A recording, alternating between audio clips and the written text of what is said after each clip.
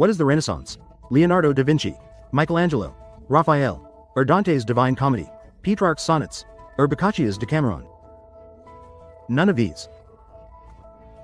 Today, let's take a few minutes to understand the manifesto of the Renaissance era, on the dignity of man. Today, we talk about the Renaissance. The definition of this period is vague. It is generally considered to be from the 14th to the early 17th century. The people of this period began to ponder some important questions, leading to the various works we face today. For example, people began to re-examine the works of ancient Greece and Rome. They started to think about how the knowledge system of humanity should be constructed. Furthermore, what is the purpose of human creation? Art, literature, music, drama. What exactly are these creative forms meant to portray? Is it a gift from God or human emotions? People also start to gradually ponder, what roles do we play in secular society or practical politics? What role should we play? What should the design of a society's system be like? How should each of us conduct ourselves in society? However, all these questions point to an initial inquiry, which is, who am I? Or rather, who are we? What is the essence of us humans? Why are we different from all other animals in such a unique way? In ancient Greece, Aristotle once attempted to explain this question. He believed that the entire realm of life is a natural hierarchical system. He believed that the evolutionary path of the entire world follows the principle from non-life to plants, and from plants to animals. This gradual evolution turns the entire system into a chain of existence. Clearly, Aristotle's original intention was a worldview of natural creation. However, by the Middle Ages, Christian theology believed Aristotle's chain of existence. It can be crowned with the idea of God's creation. At that time, people began to generally believe the bottom layer of this natural system should be rocks and other lifeless substances. Above this are plants, then simple insect animals. Above that are small animals like mice. Above that are animals like horses, cows, sheep, and pigs. And above the chain is humans. The highest nature is God. People believed all things should be fixed in their specific positions. This is the idea of God's creation. In other words, the reason humans are humans is because God created them.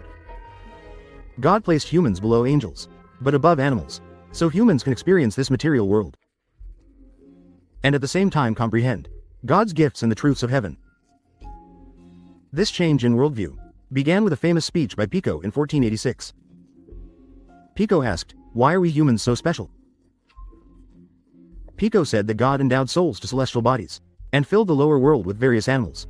But God said to Adam, "You can fall into the form of lower animals, or, through the rationality of the soul, ascend to a higher divine essence." Quote, Pico believed that humans are free creatures.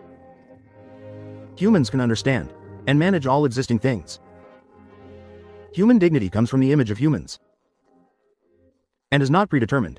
According to Pico's theory, even if the worldview of the chain of being is established, humans are not limited by innate constraints.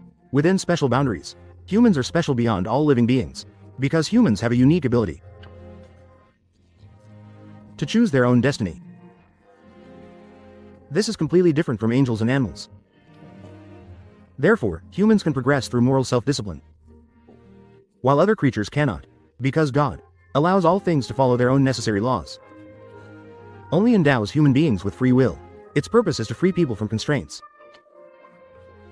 to allow people to decide their own fate according to their own will and judgment, to determine their own place. Therefore, Pico said, we should take pride in possessing the ability to choose our own human destiny.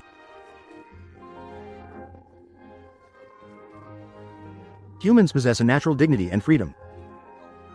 The embodiment of this dignity and freedom lies in the ability of humans to undergo infinite change, in the infinite process, continuously freely creating new things, thus realizing the meaning of self leading to infinity. This is also where the absolute dignity and value of humanity lie. This is the famous Discourse on Human Dignity by Pico. This book was written by Pico at the age of 23, originally prepared for discussion at the Roman Conference.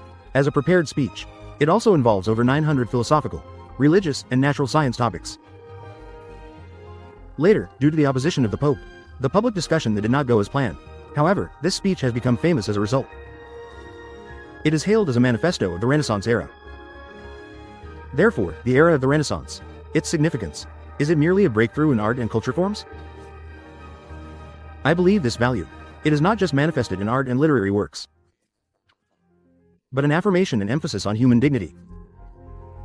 In this era full of intellectual innovation, humanism allows people to break free from the constraints of traditional authority, to explore knowledge of classical culture, free thinking, freedom of expressing opinions. These ideas, still deeply influencing our modern society. Stay tuned as I take you through a popular look at philosophy. Friends, see you next time.